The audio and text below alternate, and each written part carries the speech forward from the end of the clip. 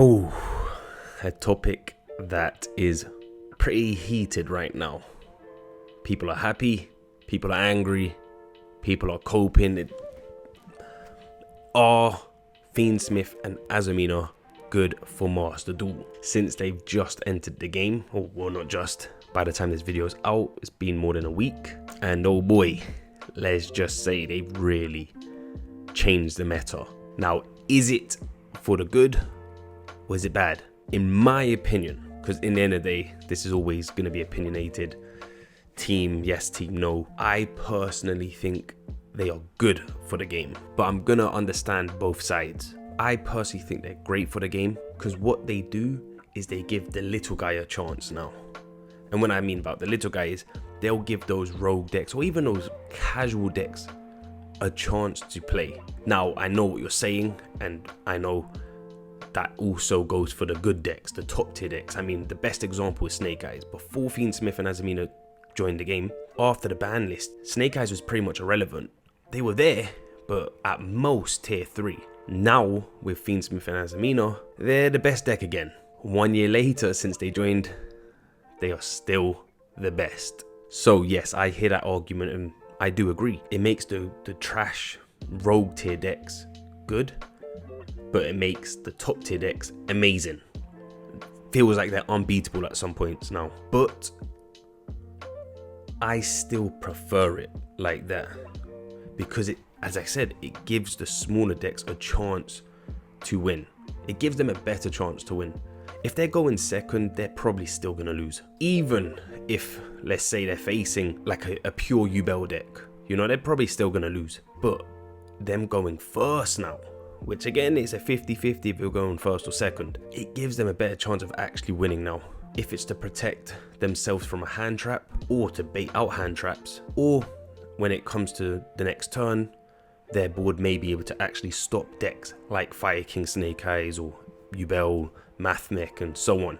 These decks that usually can break boards with just their engine, and because these smaller decks may only have like 3 or 4 interruptions, with either that Azamina or Fiendsmith package, they get an extra Omni Negate now. And that Omni Negate can go far, like it can really change the tides. For example, I used to play Springans, but the biggest issue they had was if their tally ho got negated by an Ash, they pretty much just, the turn is ended. That's the problem with these rogue decks, these casual decks, is usually a single Ash can end their turn. But now, if I was to play Springans and I added in Fiendsmith, I could bait out their Ash or Imperm, whatever, with the Fiendsmith package, and once that's ended, it's cool, because then I'll do the Springans package, and that end board is amazing. Like they can usually end with an Omni Negate, a pop, maybe 2 pops, maybe even Utopic Future. Like they can end with a solid board, but the issue is, as I just said, one hand trap could ruin everything. And that's just Springans. I know there's a bunch of decks out there that it really lets them build the board they want to build. Now, the sacrifice is, yes, the top tier decks now get an even stronger end board. They can play through even more hand traps, but they're not always going to start. They're sometimes going to go second, and yes, their engine can break boards, but again, if it gives the smaller guys a chance if they go first, again, if they go second, probably going to lose, but it gives them a much better chance going first now. I would take that sacrifice, because look, you never know. Still, if you're going against Snake Eyes, Fiendsmith, Azamina, you might still draw Maxi or Fualas, and they might not have the out, so they're probably forced to just end with like 1 Omni Negate and that's it. So it's not like it's entirely over, but of course I know that's not always the case, and if they get their full board, you've pretty much lost. But even without Fiendsmith and Azamina, you know, Fire King, Snake Eyes and Yugioh, if they had their full board, it was nearly over anyway.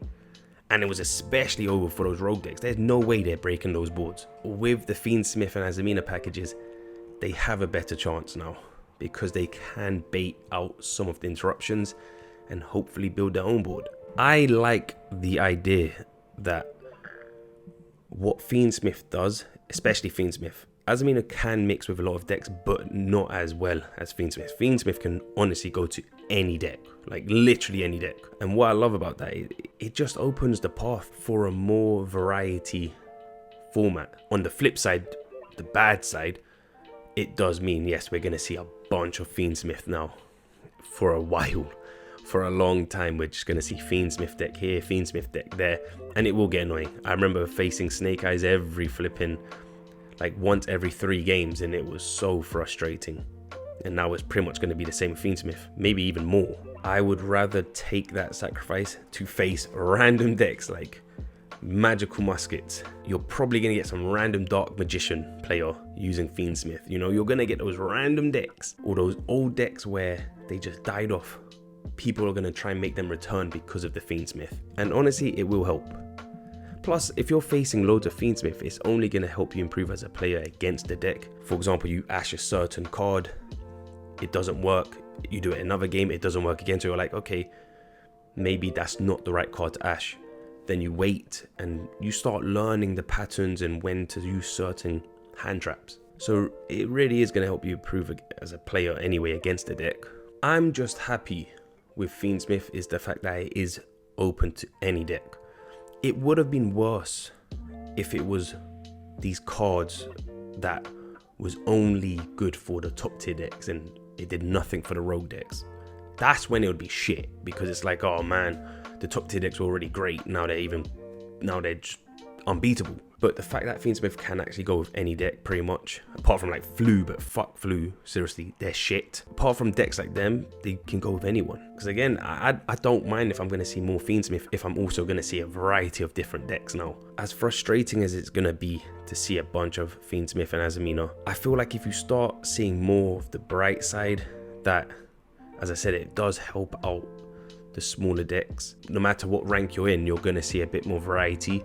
It's not just going to be the Snake Eyes, Fiendsmith, Azamina. Don't get me wrong, we're probably going to see them the most, since that's the best deck. And the higher rank you are, the more you're going to see them. Or Yugioh, Fiendsmith, whatever. But I do think we're also going to see those crazy, unique builds. Like, I've seen a few, and I'm just like, oh shit, this looks kind of crazy. And it makes me, as a player, want to build a Fiendsmith deck, but with, obviously, like a rogue deck. Like I said, I'm trying to consider bringing back Springans or some old deck I have, or maybe even Versus. I don't know if that's going to work together or as good, because they are light and Versus does nothing with light cards. But again, the thing with Versus is they really rely on their normal summon. So maybe if you can bait out that Imperm or that Ash with the Fiendsmith package, and then you get your Versus cards going. We know once Versus starts rolling, oh man, they are so hard to beat. But the problem is to start off the snowball. You know, it is a bit difficult unless you open up amazing. An Imperm could actually end your turn if you don't have anything to chain and to protect your Rise, if that's his name. I forgot now. It's been a while since I played them. I mean, let's quickly just check this. This is just on the TCG and OCG, showing both. I just typed in Fiendsmith, the current decks in the last 3 months, and these are only from tournaments. We don't know about locals, and because not every locals is gonna write down and put it on the website, the tops and whatnot. But look at this. If you just type in Fiendsmith, look at all these decks that are using it. I mean, in OCG, Gem Knights, look, maybe Gem Knights got support, which I don't know about, and now they're very good. But look, Magical Muskets, as I said, Invoked, oh man, it's an OCG, but still, like, this is what I love. I love to see so much variety. And before Fiendsmith joined, it was usually just the usual top tier decks. Again, Viking, Snake Eyes, Yubel, Tempide Dragons, things like that, you know, where it's just, you are usually facing the same decks. Still, there was a good amount of them, don't get me wrong, but with Fiendsmith, I do think it opens up the door to a lot more decks you can play against. And that's, I feel like, just makes the game more fun. I get it, it's gonna be annoying and boring sometimes facing Fiendsmith over and over again. But hey, if it's a Fiendsmith with Blue Eyes deck, or a Fiendsmith with, I don't know, if someone's going to somehow make it work with Heroes or Plunder Patrols. I mean, I don't think it can, but hey, you never know. You never know, there might be some crazy Chad player who makes it work. Then I'm all for it. Plus, I do have a bit of bias with the Azamina cards, because They've truly just leveled up my rescue ace. I mean, I used to see it in TCG, but I didn't realize how good they are until I used it myself with them, and oh boy, it's truly amazing. The fact that now you can have an Omni Negate to protect your back row from like a Harpies against Tenpai Dragons, or if your opponent has triple tactics talents and they try to take control of your Hydrant, or usually Hydrant, so your traps are redundant, you can negate it now. I love that. Oh man, I just love that. But honestly, that is the only reason why I personally think it's good for the game. Again, I understand your frustration, people who still won't agree with this and be like, nah, it's still bad for the game. I hate that. We're seeing Fiendsmith and Azamina, now it's made Snake Eyes again the best deck. I'm not gonna sit here and be like, nah, you're wrong. Like, in the end of the day, I completely understand it. And I can see maybe you really don't care about facing variety. Like, I mean, 10 plus decks. Maybe you're happy with just facing between 5 to 9 different decks on ranked, and that's still good. You know, this format still was good in my opinion before they joined the game. I just do think it's gonna make it even more fun now that they are in the game. And once people start experimenting, and once you start facing the players who don't care about having that best deck, that's when I think the game's gonna have some funny moments. You're gonna have those funny replays, you're gonna see funny decks, and you're like, what the hell? This works now because of Fiendsmith? That's what I'm hoping for. I could be completely wrong, and this video is complete bullshit.